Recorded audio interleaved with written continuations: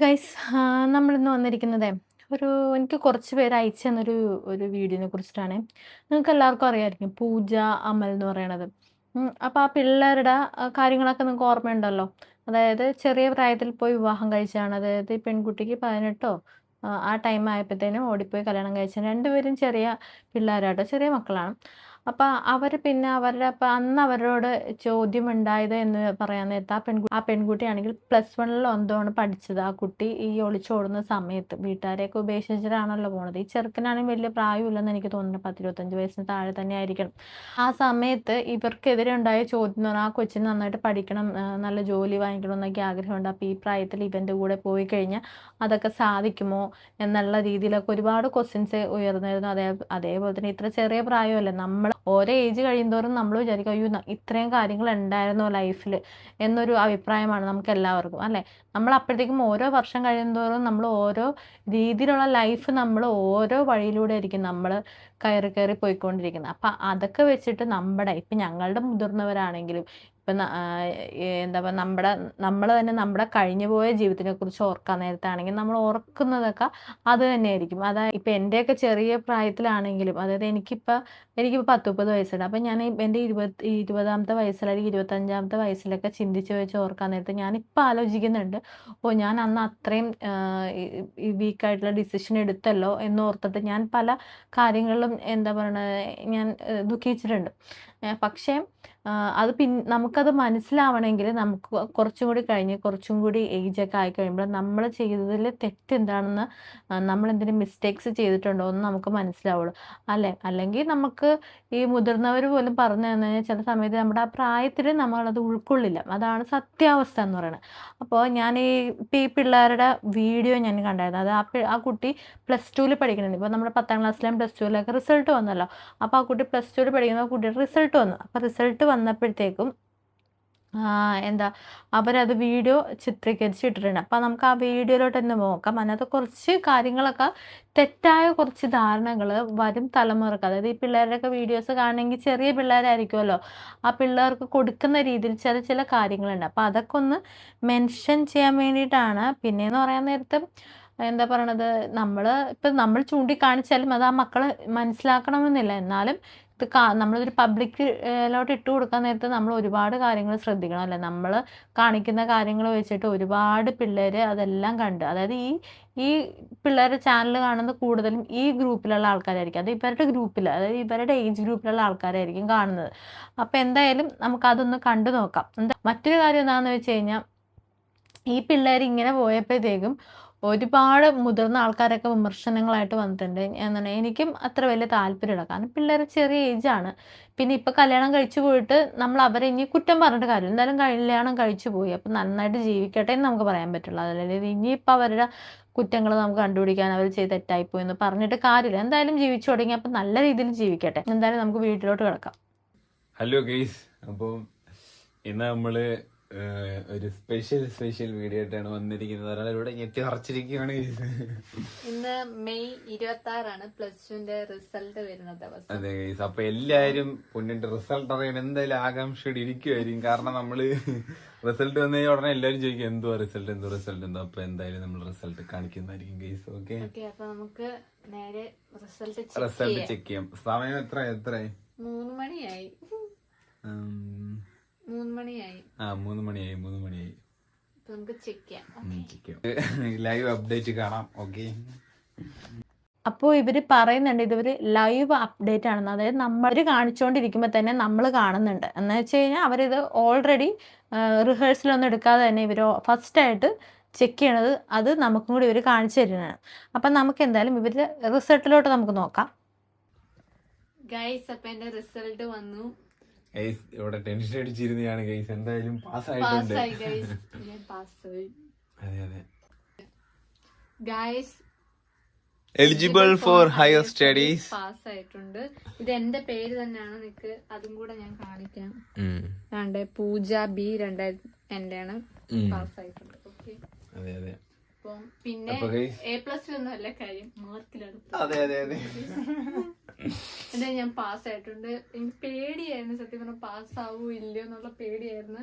പക്ഷെ ഞാൻ പാസ്സായി. എനിക്ക് ഹയർ സ്റ്റഡീസിലേക്ക് പോവാം. നേരെ മാളിലോട്ട് പോവാണ് ഗൈസ് വൈകിട്ട്.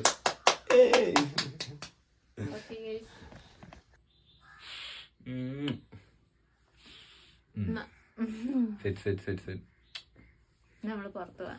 അതെ, പൂജ അമലിന് എന്തായാലും കൺഗ്രാറ്റ്സ്. പിന്നെ ഈ നമ്മളിപ്പോൾ ഒരു എക്സാം എന്നൊക്കെ പറയണത് ഒരിക്കലും നമ്മുടെ ഒരു ലാസ്റ്റ് ചാൻസോ കാര്യങ്ങളൊന്നും അല്ല ഒരിക്കലും, അല്ലേ?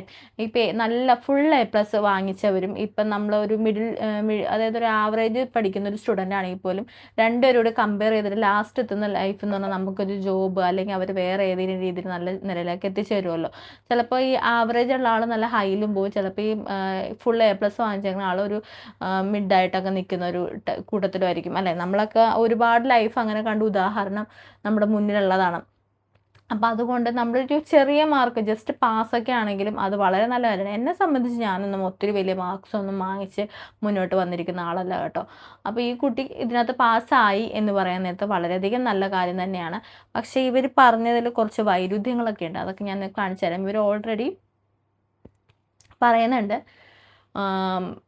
A+ലൊന്നും അല്ല കാര്യങ്ങൾ, മാർക്കിലാണ് കാര്യങ്ങൾ എന്ന് പറയുന്നുണ്ട്. നമുക്ക് ഈ കുട്ടിയുടെ മാർക്കൊന്ന് കണ്ടു നോക്കാം. അതേപോലെ തന്നെ അതെന്ന് വെച്ച് കഴിഞ്ഞാൽ അത് പിള്ളേരെടുത്ത് കാണിക്കുമല്ല, ഇങ്ങനെ ജസ്റ്റ് അവർ നോക്കാൻ നേരത്ത് അറിയാതെ വരുന്നു പോകുന്നതാണ്. അപ്പോൾ ഗൈസ് നമ്മള് എൻ്റെ പെർസെൻറ്റേജ് കൂട്ടി. അപ്പോൾ കൂട്ടിയിട്ട് എൻ്റെ പെർസെൻറ്റേജ് എനിക്ക് കിട്ടിയത് 90.67% പെർസെൻറ്റേജ് വന്നേക്കുന്നത്. അപ്പോൾ റിസൾട്ട് നമ്മൾ പറഞ്ഞിട്ടുണ്ട്, കുറേ പേര് കമൻറ്റിലും ഷോർട്സിലും വന്ന് ചോദിച്ചു എന്താ റിസൾട്ട് പറയാത്തേന്ന്. അപ്പോൾ ഞാൻ ജയിച്ചു, എലിജിബിൾ ആണ് അടുത്ത ഹയർ സ്റ്റഡീസിന് പോകാൻ. അപ്പോൾ ടോട്ടൽ എൻ്റെ പെർസെൻറ്റേജ് 90.67%. ഓക്കെ, 90.67%. കുട്ടി മോളെ 90.67% എന്നല്ല, 90.67 എന്നല്ല നമ്മൾ പറയേണ്ടത്. തെറ്റല്ലേ അപ്പം പറഞ്ഞത്? ഒരു +2 പഠിക്കുന്ന ഒരു കുട്ടി എന്ന് പറയാൻ നേരത്ത് എനിക്ക് തോന്നുന്നത് മാത്സിൽ നമ്മൾ ശതമാനക്കണക്ക്, ദശാംശ കണക്ക് എന്നൊക്കെ പറയുമ്പോഴത്തേക്ക് നമ്മളത് പഠിക്കുന്നത് എനിക്ക് തോന്നുന്നത് നമ്മളൊരു 5-5 ക്ലാസ് മുതൽ എന്തായാലും പഠിക്കുമെന്ന് എനിക്ക് ഉറപ്പുണ്ട്, അല്ലേ? ആ ടൈമിലാകുമ്പോഴത്തേക്കും നമ്മൾ പഠിക്കുന്നതാണ്. പിന്നെ എന്തുകൊണ്ട് ഈ കുട്ടി ഇങ്ങനെ ഒരു മിസ്റ്റേക്ക് പറഞ്ഞെന്ന് അറിയത്തില്ല. എന്തായാലും കുട്ടിക്ക് അറിയില്ലെങ്കിൽ നമ്മൾ പറയുമ്പോൾ 90.67 എന്ന് വേണം പറയാനായിട്ട് കേട്ടോ. നമ്മളിപ്പോഴും പഠിച്ചുകൊണ്ടിരിക്കണത് തന്നെയല്ലേ, അപ്പം അങ്ങനെയുള്ള കാര്യം അതായതുകൊണ്ട് പറഞ്ഞ കേട്ടോ. ഇനി കുട്ടിയുടെ 90% മാർക്ക് ഏകദേശം ഉണ്ടെന്നാണല്ലോ പറയണത്. അപ്പം നമുക്കതൊന്ന് നോക്കാം. അതായത് ഞാനിങ്ങനെ ആലോചിക്കണതാണ്, ഈ കുട്ടിയുടെ മാർക്ക് ഇവിടെ കാണിക്കുന്നുണ്ട് 127, 118 അങ്ങനെ 3-4 മാർക്സ് ഇവിടെ കാണിക്കുന്നുണ്ട്. അത് വെച്ചിട്ട് എങ്ങനെ ഈ 90% മാർക്ക് കിട്ടും ഇത്രയും സബ്ജക്റ്റിന്? അതായത് ഔട്ട് ഓഫ് 200 എങ്ങാണ്ടോ അല്ലേ നമ്മുടെ ഈ മാർക്സ് എന്നൊക്കെ പറയുന്നത്. +2 മാർക്സ് എന്ന് പറയുന്നത് ഔട്ട് ഓഫ് 200 ആണല്ലോ. അപ്പോൾ അതിനകത്ത് 118, 117, 121 കിട്ടിക്കഴിഞ്ഞാൽ അത് ഒരു അതായത് 200ൻ്റെ ഹാഫ് അല്ലേ വരുന്നുള്ളൂ. അപ്പം അങ്ങനെ വരുമ്പോഴത്തേനും 90% കിട്ടുമോ? എന്തായാലും ഈ കുട്ടി പറയുന്നത് 90% എന്നാണ്. എൻ്റെ അഭിപ്രായം പറയുവാണെങ്കിൽ അങ്ങനെ കിട്ടാൻ ഒരു ചാൻസ് ഇല്ല എന്നാണ് എനിക്ക് തോന്നുന്നത്. കാരണം ഇതൊരു മിസ്ലീഡിങ് ആയിട്ടുള്ള ഇൻഫർമേഷൻ അല്ലേ. നമുക്ക് കിട്ടിയത് എന്താണെങ്കിലും അത് പറയാം. കാരണം എന്ന് വെച്ചാൽ ഈ പിള്ളേർ എന്തായാലും വീഡിയോ ചെയ്താണ് എനിക്ക് ഇത്ര മാർക്ക് ഉണ്ടെന്ന് പറഞ്ഞു. നമ്മൾ ആരും അങ്ങോട്ട് ചോദിച്ചു തന്നിട്ടില്ല. അല്ലാതെ തന്നെ ഈ കുട്ടി ഇത്ര മാർക്ക് ഉണ്ട് ഇങ്ങനെയൊക്കെ കുട്ടി എടുത്തെടുത്ത് പറഞ്ഞതാണ്. അപ്പം ഇങ്ങനെ ഒരു കള്ളത്തരം വന്ന് ഇത്രയും ആൾക്കാർ ഈ പബ്ലിക്കിൽ കാണുമ്പോഴത്തേക്കും വന്ന് പറയേണ്ട ആവശ്യമുണ്ടോ? എന്തിനു വേണ്ടിയിട്ടാണെങ്കിലും നിങ്ങളെ വിശ്വസിച്ചിരിക്കുന്ന കുറച്ച് സബ്സ്ക്രൈബേഴ്സ് ഫാമിലിയൊക്കെ നിങ്ങൾക്ക് ഉണ്ടാവുമല്ലോ. അപ്പോൾ അവരുടെ അടുത്ത് കള്ളം പറയുന്നത് അത്ര ശരിയാണോ? നമ്മളൊരു മിസ്ലീഡിങ് ആയിട്ടുള്ള ഇൻഫർമേഷൻ അല്ലേ ഇതിൽ കൂടി തരുന്നത്.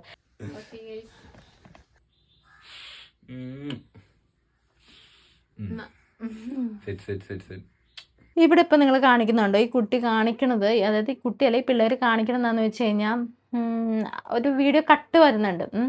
അത് കഴിഞ്ഞിട്ടാണ് ഇവർ ഈ ഉമ്മ വയ്ക്കുന്നതായിട്ട് കാണിക്കുന്നത്. പക്ഷേ അങ്ങനെ കാണിക്കാൻ നേരത്തെ അത് നമ്മളെന്താ കാണിക്കാൻ വേണ്ടിയിട്ട് ഒരു വീഡിയോ എടുക്കണേണ്. ഫസ്റ്റ് ആ ഉമ്മ വെക്കാൻ നേരത്ത് കാണിക്കണമല്ല, അത് ഉമ്മ വെക്കുന്നത് കാണിക്കാൻ വേണ്ടി മാത്രമായിട്ട് വീഡിയോ എടുക്കുന്നത്, അല്ലേ?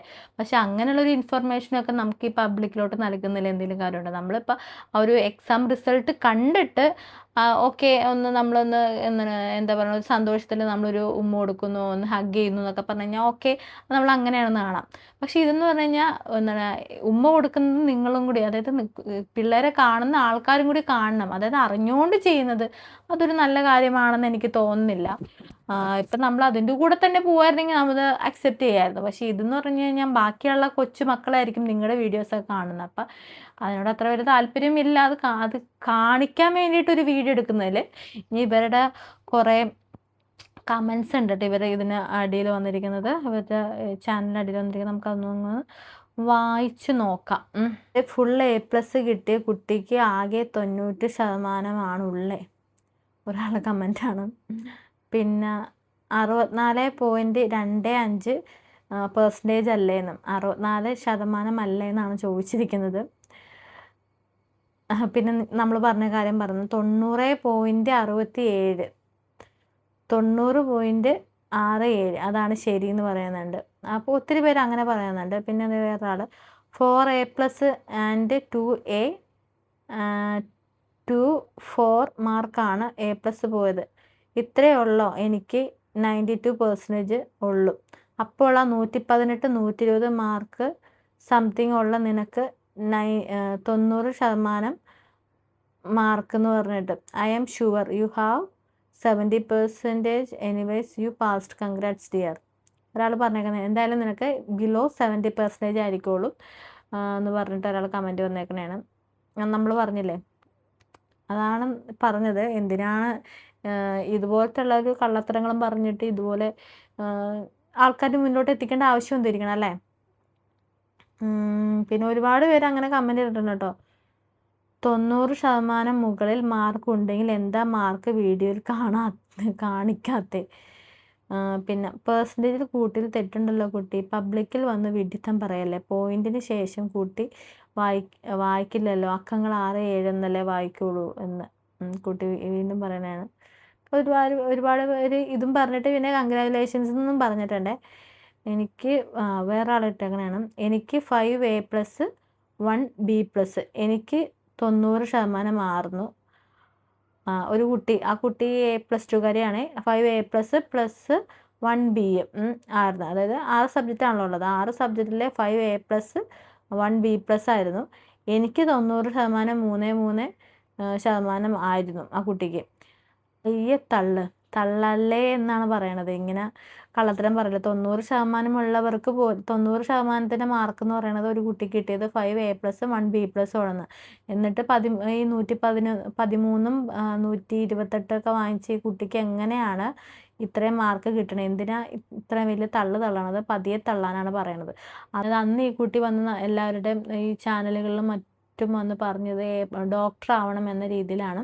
അപ്പോൾ അതൊക്കെ വെച്ച് ആൾക്കാർ നോക്കാൻ നേരത്തെ ഇപ്പം ഈ ചെറുക്കൻ്റെ കൂടെ ഇറങ്ങി പോയി കഴിഞ്ഞാൽ ഈ കുട്ടിക്ക് എങ്ങനെ ഒരു നല്ലൊരു ഭാവി ഉണ്ടാകും എന്നൊക്കെ ഉദ്ദേശിച്ചിട്ടാണ് ആൾക്കാർ പറഞ്ഞത്. അപ്പം പിള്ളേരുടെ പ്രായമില്ല, നമ്മളൊന്നും പറഞ്ഞിട്ട് കാര്യമില്ല.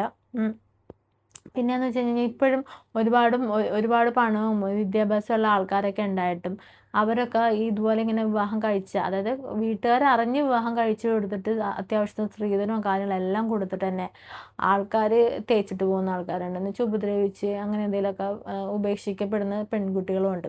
അതൊക്കെ വെച്ച് നോക്കുന്നത് ഈ ചെറുക്കൻ ഇങ്ങനെയെങ്കിലും നോക്കുന്നുണ്ടല്ലോ. പക്ഷേ ഒരു കാര്യം എന്താണെന്ന് വെച്ച് കഴിഞ്ഞാൽ ഈ നിങ്ങളുടെ സബ്സ്ക്രൈബേഴ്സിനോട് കാണിക്കുന്ന ഒരു നീതിയല്ല, അത് ഭയങ്കര അനീതിയാണ്. എന്താണെന്ന് വെച്ച് കഴിഞ്ഞാൽ നിങ്ങളെ വിശ്വസിച്ച് നിങ്ങളുടെ വീഡിയോസ് കണ്ടുകൊണ്ടിരിക്കാൻ നേരത്ത് നിങ്ങൾ തന്നെ ഇതുപോലെ വന്ന് കള്ളത്തരങ്ങൾ പറഞ്ഞത്, അതായത് നല്ല ഒന്നാന്തരം തള്ളാൻ നേരത്ത് അത് ബാക്കിയുള്ളവരും കൂടി കാണണമല്ലേ. അപ്പം അത് കാണുമ്പോഴത്തേനും ആൾക്കാർ പ്രതികരിക്കും. ഇപ്പോൾ കുട്ടിക്ക് ഇപ്പോൾ 64% മാർക്കുണ്ടെങ്കിൽ അത് ധൈര്യത്തോടെ പറയുക 64% മാർക്കേ ഉള്ളൂ എന്നുള്ള കാര്യം അങ്ങ് പറയാം. അല്ലാതെ 90% മാർക്കുണ്ട് എന്നും പറഞ്ഞ് മറ്റുള്ളവരെ കബളിപ്പിക്കാതിരിക്കുക. അത് അങ്ങനെ കാണുമ്പോഴത്തേനും കുട്ടി ബാഡാണ്, കള്ളിയാണ്, അങ്ങനെയൊക്കെ ഒരു പേര് വരും. പിന്നെയെന്ന് പറയാൻ നേരത്തെ അത് നേരത്തെ ഞാൻ പറഞ്ഞല്ലോ, ഒരു കിസ്സിങ്ങിൻ്റെ സീൻ്റെ കാര്യം പറഞ്ഞല്ലോ, അത് നിങ്ങളെ കാണാതിരിക്കുന്ന കുറേ പേരുണ്ട്. അപ്പോൾ അവരുടെ മുമ്പിൽ വെച്ചിട്ട് നമുക്ക് അങ്ങനെ ഒരു ആക്ടിങ് നടത്തരുത് ഒരിക്കലും. എന്താ വെച്ചാൽ നിങ്ങളൊരു ഫാമിലി വ്ലോഗ് ആകുമ്പോഴത്തേക്കും നിങ്ങൾ നടക്കുന്നത് എന്താണോ അത് കട്ട് ചെയ്തിട്ട് വീണ്ടും ഒരു പ്രേക്ഷകരെ കാണിക്കാൻ വേണ്ടിയിട്ട് നിങ്ങൾ ഉമ്മ വയ്ക്കുന്നത് കാണിക്കാൻ വേണ്ടിയിട്ട് വന്ന് കാണിക്കേണ്ട ആവശ്യമില്ല.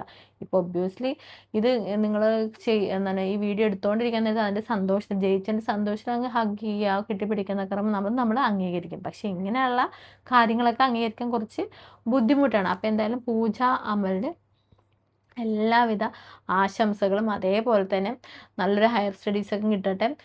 പക്ഷേ നിങ്ങൾ നിങ്ങളുടെ സബ്സ്ക്രൈബേഴ്സിനോടാണെങ്കിലും അവരോടൊക്കെ ആണെങ്കിലും ഒരു മാന്യത അല്ലെങ്കിൽ ഒരു വിശ്വാസം എപ്പോഴും മെയിൻറ്റെയിൻ ചെയ്യുക. അവരോട് അനീതി നിങ്ങൾ ഒരിക്കലും കാണിക്കരുത്. കാരണം അവരുള്ളതുകൊണ്ടാണ് നിങ്ങൾക്ക് ഈ ചാനലുള്ളത്. അപ്പം നിങ്ങളെ വിശ്വസിച്ച് കാണുന്നവർക്ക് വേണ്ടിയിട്ട് ഇതുപോലെയുള്ള കള്ളത്തരങ്ങളൊന്നും വന്ന് പറയാതിരിക്കാൻ ശ്രമിക്കുക. അപ്പോൾ എല്ലാവർക്കും അടുത്ത വീഡിയോയിൽ കാണാം. Bye bye.